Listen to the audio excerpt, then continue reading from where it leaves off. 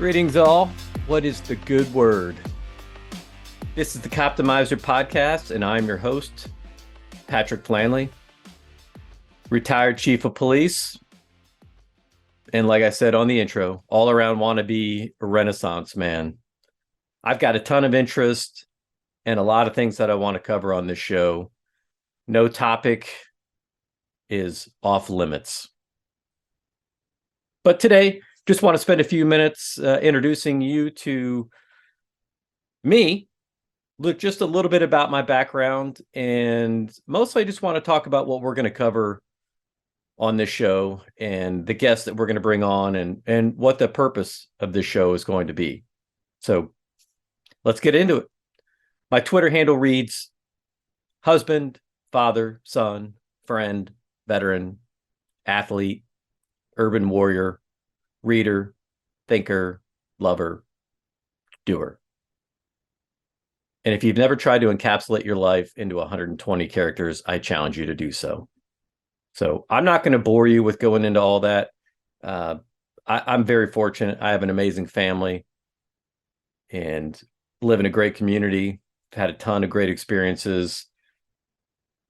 But mostly what we're going to talk about on this show are things that I'm very passionate about, and that is the profession of policing and what we can do to ensure that we have the best police officers working in our communities, keeping us all safe, and doing the noble job of policing, because policing is a noble profession.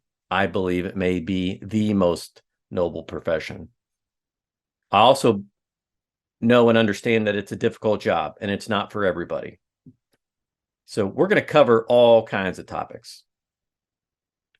Me, I just retired earlier this year after 27 years in policing. My last 10 years, I served as a chief. Just a little bit about my background. I guess it's probably very similar to many of you. I'm a veteran of the United States Air Force. I did not serve in a wartime environment. I was in there from 86 to 90. I had a ton of cool experiences there. Great people, great training, great friends, great maturation process. But from there, I moved back to my hometown. I went to Purdue University. I'm a graduate of Purdue University.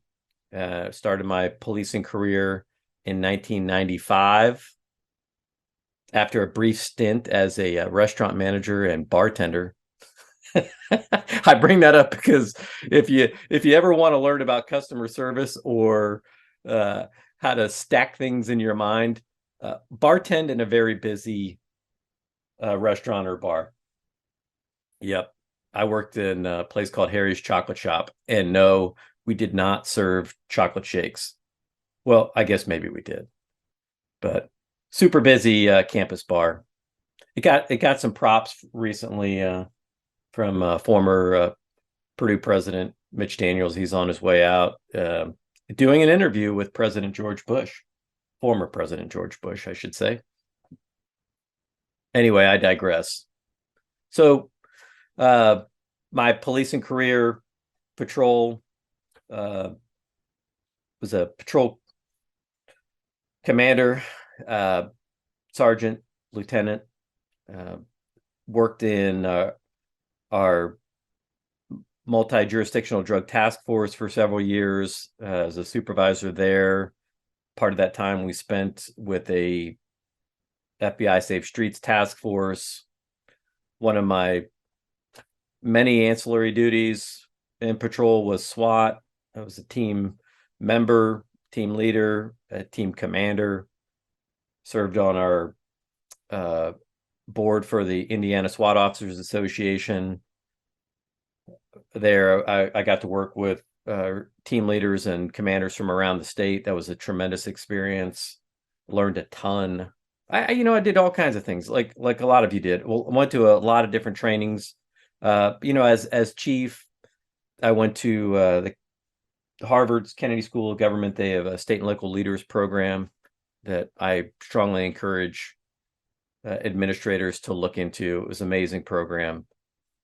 Prior to that, I went to Northwestern's School of Police Staff and Command. I went to their Frontline Leadership School, been to several different leadership schools over the years, ranging in different topics from drug task force, SWAT command.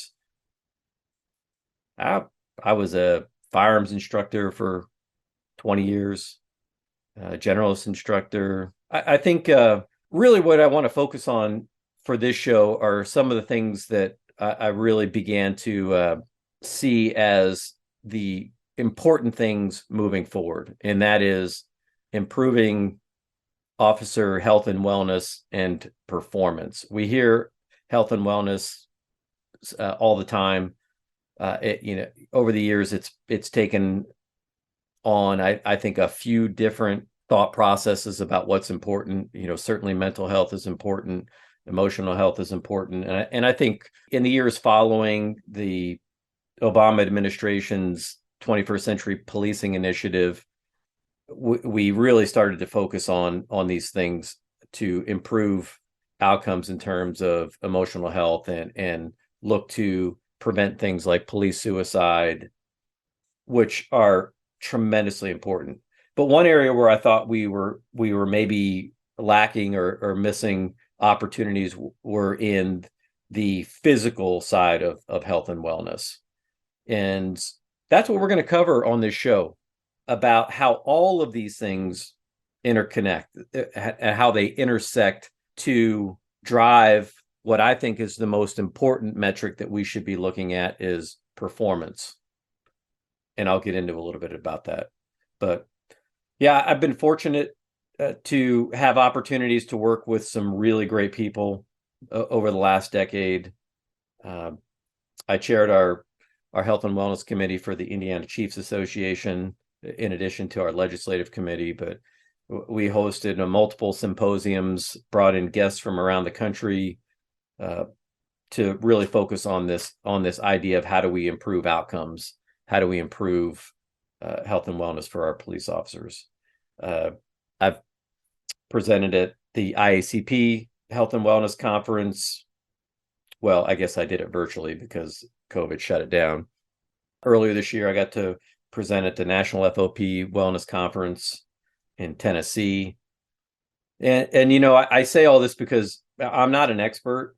I've just been fortunate to work with experts, and I have seen what good performance looks like. And I've also seen the dangers that we face as a profession from when we don't invest in health and wellness and we don't invest in performance. And that's, again, really what we want to focus on this podcast. So yeah, I don't consider myself retired. I'm just retooling. I'm moving on from a profession where I was an active police officer. Now I want to take the lessons that I've learned over my career and apply them to the second half of my life, which is hopefully going to be spending a good amount of time with guests like we're having on this show and all of you, where we can talk about how do we make the profession better moving forward?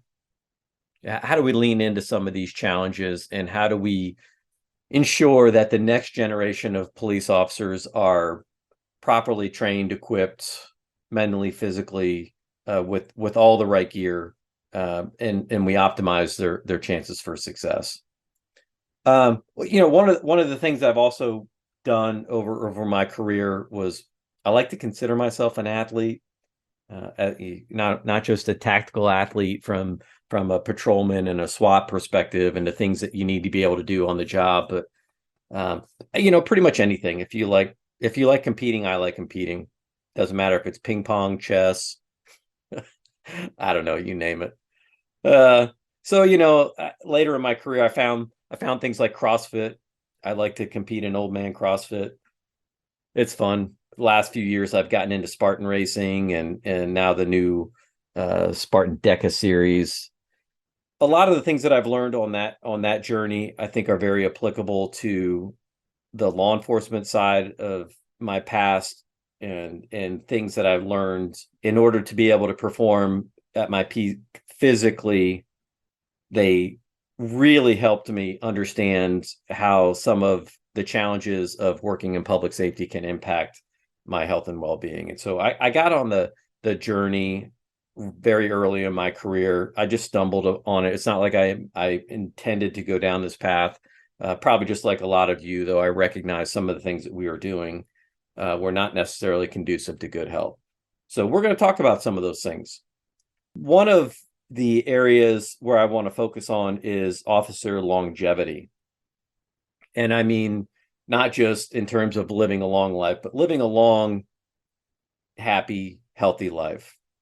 Peter Attia, he's a doctor who hosts a podcast called The Drive, and he uses the expression or the term that the centenarian decathlon or decathlete, meaning that if you want to live to be 100 and you want to be able to be functional at 100, then you can't wait until you're in the second half of your life to start preparing for that. You really need to start early in life, and the sooner the better. And I think in policing, it's the same way. We are all required to pass a physical fitness test before we can graduate from our academies. Almost certain that's universal across the country.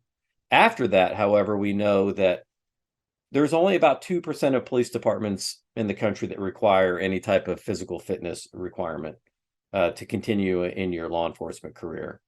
And that's something that I think we really need to take a close look at. And I want to bring experts and others onto the show to talk about why that might not be a good thing and why focusing on physical fitness and physical health can actually improve all of the metrics that we're looking for across the span of a career.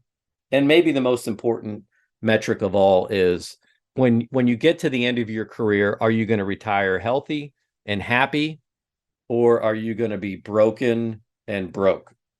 You know, this is not anything new that I'm telling you.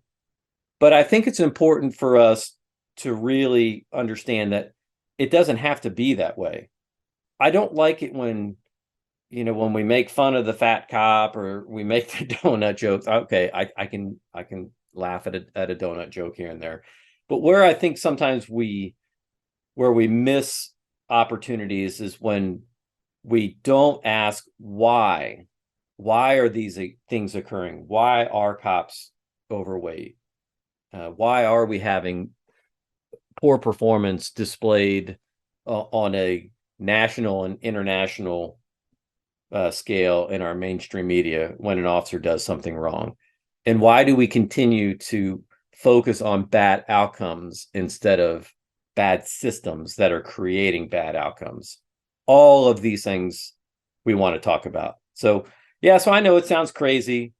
Who wants to live to be 100? If you're in this job long enough, you see some things, you see shit that you're like, yeah, no, I don't want to live that long.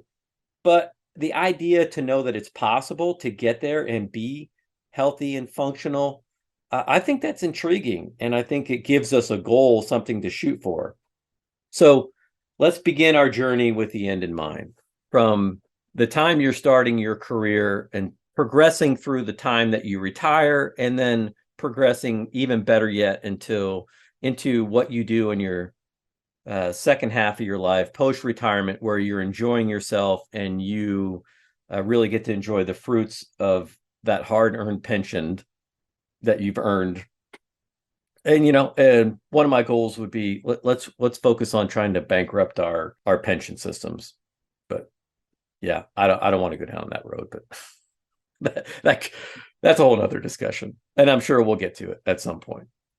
But yeah, one of my favorite quotes, I think most of you have probably heard it. If you've never read The Prince by Machiavelli, I would encourage you to do so. It's a great book. I read it a long time ago, and recently I had to dust it off. But I think the most famous quote from that book that people hear often is, "There is nothing more difficult to execute, nor dubious of success, nor more dangerous to administer than to introduce a new order of things." That concept of bringing something new, it's an age-old challenge. It's not anything new. In policing, the old joke is that cops hate two things. They hate change and they hate the way things are. True and true. There's a lot of reasons why we don't like change, because sometimes change is unnecessary, and there's a lot of times that change is necessary. But really, in the end, it's just about understanding the why behind it. I think when we can understand the why behind anything, it makes it easier to move in a new direction. And I think the new direction that we need to focus on in policing is, how do we build the officer from day one to maximize their success throughout their career? Think about it in terms of this. If you were going to build Super Cop, how would you build him? Where would you start? What are the things that you would want to teach him or her? What are the things you would want her to understand early in her career? The things that will help him progress through the career and be successful. So that's the concept of Coptimizer, cop optimization. Years ago when I coined that phrase, the other one I thought of was POPO, police officer performance optimization. I don't know. Maybe I'll use that in some ways. But I want you to think of Coptimizer and the Coptimizer podcast as an amalgam of health and wellness and performance related ideas, plans, programs, lifestyles, here to provide illumination for a path forward in comprehensive officer performance. Programs designed to teach police officers and others the optimal lifestyle habits to enhance personal health and wellness, which ultimately translates to optimal performance, not just at work, but also at home. Public safety employees, police officers in particular, face significant health risk associated with job-related stressors that subject them to increased risk of disease and early mortality rates. Here on the Coptimizer, we want to share evidence-based approaches regarding things such as sleep hygiene, nutrition, exercise, stress reduction, all the things that will make a difference. Because we know the current data is not good. It's not promising at all. In fact, it's downright scary. Data suggests that 80% of today's police officers are overweight. Of those, 40% obese. Of those, 20%, upwards of 20% morbidly obese. Dr. John Violante is probably one of our best experts in providing evidence and data to support why the job of policing is toxic. He wrote a book called Dying for the Job, and he's recently updated a lot of his information, and I encourage everyone to read it. But, in that, he talks about the average lifespan of an officer is 21 years below that of the national average. That's in males, but it's not much different for females. And there's a reason for this.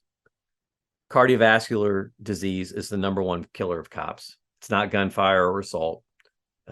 So it doesn't really matter how much time you spend training on how to shoot a gun, how to fight. All those things are certainly important. But if you're not training to prevent a heart attack, then you are missing the greatest opportunity to give you a long and healthy life. So we're going to talk about that on this show, and we're going to talk about ways that you can identify risk and ways that you can mitigate them and ultimately prevent them and perform at your highest levels. But we have to do this by providing resources, education, programs that are going to turn the needle on these things and move towards improvement. Because one thing that gets neglected when we start talking about poor health and poor health outcomes, those things are incredibly important. But those things are inextricably linked to performance. And I want us to all think about that, because we've seen a lot of examples, particularly in the last 5 to 7 years, in the advent of, as body cameras become more and more prolific, we've seen it firsthand what poor outcomes can do. The mainstream media focuses on it, that creates a political focus. And sadly, I think the ultimate focus winds up being on the mistakes. We're looking downstream at bad outcomes. What we're not good at is looking upstream to understand what we are doing systematically that causes these bad outcomes. We're reactive to fixing performance-related issues rather than being proactive in preventing them. Look, this job is way, way too difficult and complex to expect perfection. But we must do better in terms of preparing our officers. This means we have to focus more on how we as humans perform. The technical and tactical skills are always going to need to be taught, and taught in the best ways with the most advanced methodologies that are going to ensure we're as good as we can be. But we can't stop there. Poor health is not conducive to optimal performance. And if we think about this in the context of daily work performance, we can begin to understand the scope of this problem. Police officers performing at suboptimal health levels will have a more difficult time maintaining an average or acceptable working performance. And we're talking about just the basic job functions: handling routine calls for service, traffic stops, crashes, basic investigations. The more dynamic service calls require a higher level of skill to manage the outcomes successfully. Skills that are a direct derivative of health and fitness, such as your psychomotor skills, high-speed driving, firearms manipulation, thinking under pressure, force application ranging from hand-to-hand combat all the way up to taser or lethal weapon deployment. And those are just a few examples. We, in this profession, I think at times have been focusing on the tools and the technology, which everybody loves. I love talking technology, and we're going to talk technology on the show, particularly when it comes to AI and optimization and data. I love technology, but most importantly, what I want to focus on is the human operating system, because that's the most precious resource that we have in policing. It's our officers. Nothing else matters if we're not investing properly in our officers, if we're not optimizing individuals first, because it's the individual that is optimized that we place into a system. And if the system is broken, we're not going to have the success that we could have with individually optimized officers. So on this podcast, we're going to share stories and examples from experts, people who've been there and done that, not just in policing, but we're going to share stories anywhere that we can find them where we think there's going to be value and benefit to you. And I want to talk about, why this is important just real briefly, and then I'm going to be quiet, and then we're going to move on to our episodes. I think probably in the first, 6 months of the show, you're probably going to hear a lot of stories about very public failures in policing.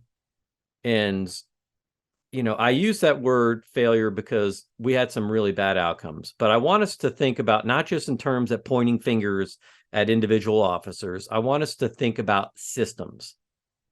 So if we think about Uvalde, let's break it down just real quickly and then apply that to the context of what we want to talk about on this show. I think there we had a good example of, we had officers that were in the right place at the right time. They had the equipment that they needed, but we got a bad outcome. And the bad outcome focused, I think publicly, the focus really was on poor decision-making, not making decisions, not taking the correct action at the right time. One of the first failures there may have been, and I say may have been because I wasn't there, and while I did read the reports, one of the things that I learned as a chief is that you got to be careful about jumping to conclusions. You got to get all the information that you can get before you can come to any conclusion. We can I think make quick assessments at time based on what we know in the moment, but it's important for us to really take a deep dive before we speak publicly about failures and what we did right or wrong, to know for sure. Being on a podcast, I guess we have a little bit more leeway. I say that, with a little caution, because I don't want us to assume that we're doing this to be overly critical. What I want us to learn from what we've done well and what we haven't done well. With that being said, we have a subject crash his car. He's walking towards the school. He's carrying a rifle, and reports were that the officer asked for permission to engage. And there is, that's a decision-making issue right there. And so if we break that down, let's think about why. Why would somebody ask for permission in that situation? If you're not a trained police officer, you can make a lot of assumptions why. But if you are an officer, depending on the organization and the structure you've been brought up in, if you work in an environment where you're always being second guessed for the decisions that you make, if you're not given the autonomy to make good and bad decisions, then you might think twice before you pull the trigger on a firearm. Now, if you're working in an environment like we have been for the last 7 years, where every decision when it comes to lethal force, there is a segment of our society that automatically assumes the officer was wrong, then that's going to make you think twice. So we have a confidence and a competence issue right there. At the core of that decision-making process is the human brain, and it's processing information, and it's trying to decide right now what to do. And in some cases, what we know tragically is you don't get a second chance. If we miss an opportunity early, we may not get a second chance down the road. So if you go back to that human operating system question, are we preparing our officers to be ready to make those critical decisions? Because that starts long before any officer shows up at a school shooting incident or a fight in the street or a domestic violence in a call. All of those things can go wrong. Some of them just unfortunately just get played out at a national level, and some of them lead to very, very tragic consequences. We have to ask ourselves, are we doing the hard things to be ready to make good decision, to get the operating system functioning properly? Did we have a poor fitness routine? Did we lack good nutrition? Are we not sleeping well? Are we working extra jobs, or are we being forced to work overtime because we're short-staffed? All of those things can have an impact on that moment. Some of them can be individual failures. Some of these things can be administrative failures, but let's admit it, some of them can be societal failures as well. When it comes to training, when it comes to force-on-force training, are we preparing ourselves to handle stress? Are we doing force-on-force simulations that put us under pressure, that make us fight through pain, uncertainty, doubt, fear? Or are we taking the easy way? Are we showing up to Sims training wearing 3 levels of clothes, 3 layers, because we don't want to feel the pain? That's an individual problem, but it's also an administrative problem. Are we complaining about the difficulty of our training? Are administrators not pushing difficult training because we fear injury, or worse yet, we fear complaints from officers? Do we have a complacent mindset that it's always going to be somebody else's responsibility? I'm not going to take the shot because somebody else will. I'm going to let somebody else be responsible in this moment, not me. Sometimes we have to ask these difficult questions, and we have to be self-aware. We have to self-reflect, because if we don't, we're going to fail ourselves. And when we fail ourselves, we fail our organizations and we fail our communities. We got to put in the work. We got to put in the work. But we also need to make sure that the work we're doing is the right work. Do we have the best information? Do we have the best technology? Do we have the best resources? As administrators, knowing that we're asking officers to do very difficult things, to make very difficult decisions under extreme duress oftentimes, are we preparing them for success, or are we setting them up for failure?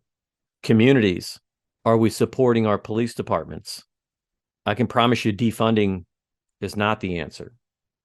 We need to fund and invest and reinvest. And quite frankly, we need to double down, and we need to do it in ways that we haven't even begun to acknowledge yet.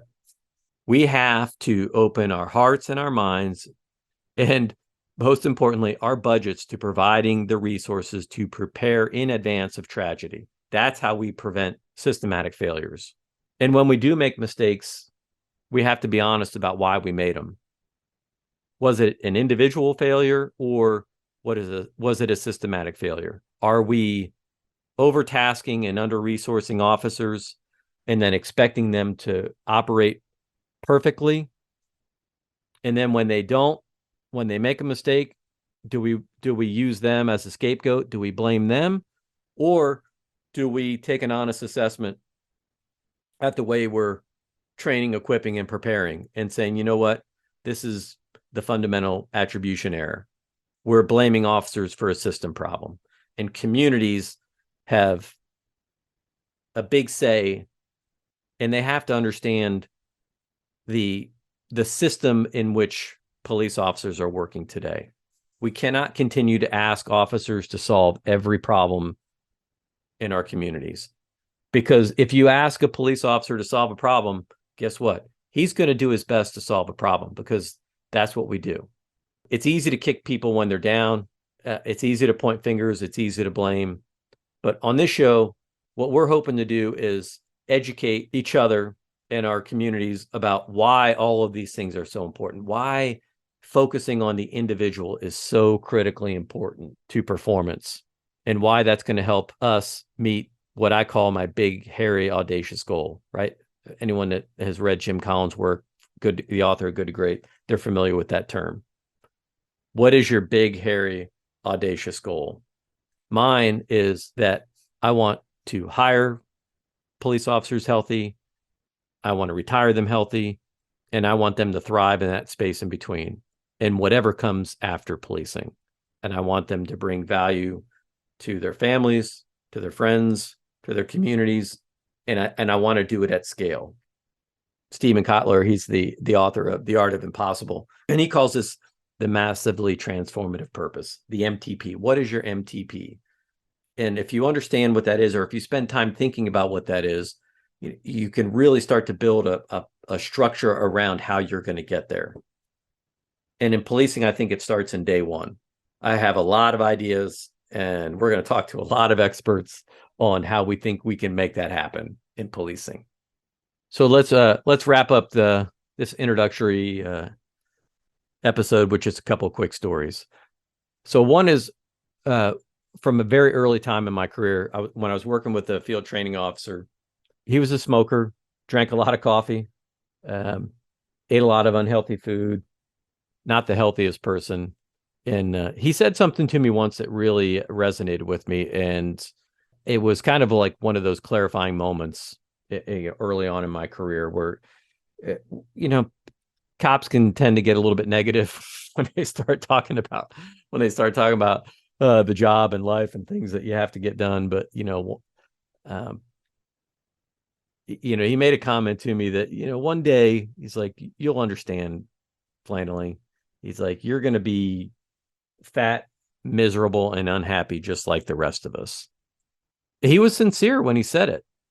And that really stuck with me. And, it was that moment where I realized, like, I got to make a choice, because he's showing me what the future looks like. And he's telling me what my future is going to be. And I can either believe him or not. And I chose not to believe him. And I chose to believe that, there is a different path. And that's the path that I've been on. And I'll give you another story about why that's important. Because it was a few years, probably not even a few years later, but again, early in my career, I went to an alarm call one night and in a business area where we knew we had an active burglar that was working. And it was a busy night. We arrived, there's two officers there. Business alarm is going off. There's a fence around the property, 8-foot chain link fence. And we are standing there. We can hear the alarm going off. We know there's only two of us. There's no other officers available. So I hopped the fence and I'm getting ready to, approach the building, and I turn around and look, and my partner's on the other side of the fence. There was a moment there where I realized why, because he couldn't climb the fence. He couldn't get over this 8-foot fence. So I made the decision to go check and clear the building by myself, right? So fast forward, it's not about that decision, although, you can look back and say, yeah, that was a poor decision. I was young and impatient, but I really reflected on that call for a long time, because while I was easily able to hop over that fence, that was not a barrier to me. And I didn't recognize the fact that could be a barrier to somebody else. And I didn't think about the implications of this in that moment. But yeah, you know what happens if I go and I clear the building and I find a door open, or, there's a burglar, and I wind up getting into an engagement and I'm solo when my backup's on the other side of the fence. Whose fault is that? Would it be mine? Would it be his? And in the end, it would be my fault, right? I have to take accountability for my decisions that I make. I can't be accountable for decisions that other people make.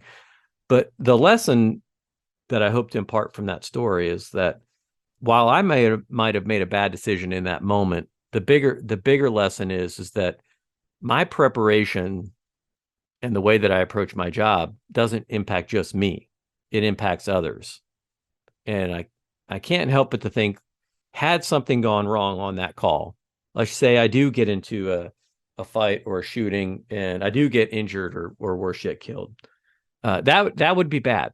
But what would be worse is being the officer that was on the other side of the fence and couldn't get in to help.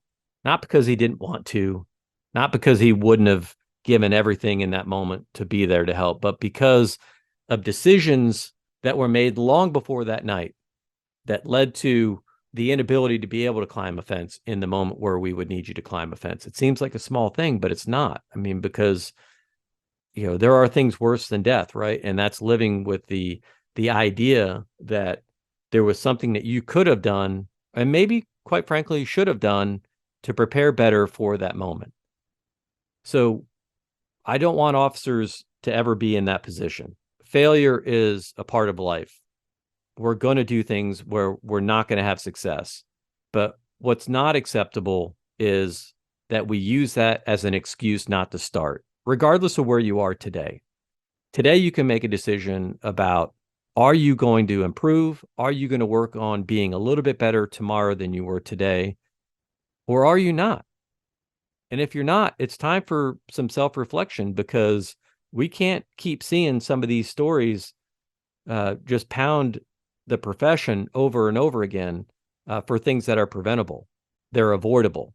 As administrators, we got to ask the hard question: are we doing everything that we can to ensure that we're preparing our officers for the difficult things that they have to do? It's not easy, and it requires all hands on deck, and it requires everybody contributing, but it can be done. There's no doubt in my mind. We can do it. We have the support, even though we sometimes don't feel like we do. And we have some of the brightest and best people with character, integrity, humility that are in this profession, that are doing it for the right reasons, that want to improve the profession moving forward. And I believe we can improve our profession. We can work on being a little bit better tomorrow than we were today. And we can avoid pitfalls by preparing from the lessons we're learning and applying them forward, going upstream to solve the downstream problem. So thanks for being here. I'm really looking forward to this. We got some great episodes coming. Yeah, I'm really, really excited. And I appreciate you spending some of your valuable time to join us on this journey. We're looking forward to hearing from you. We're looking forward to hearing about guests that you want to have on the show. Yeah, we've got about 30 already lined up, and I got about 1,000 more that I can't wait to bring. All right, so that's enough for today. Looking forward to joining you on our future episodes, and we'll see you soon. If you're in law enforcement, consider getting a coach, and do so by going to axoncoaching.com. Check us out. and contact us today. Until our next episode, I'm 1042.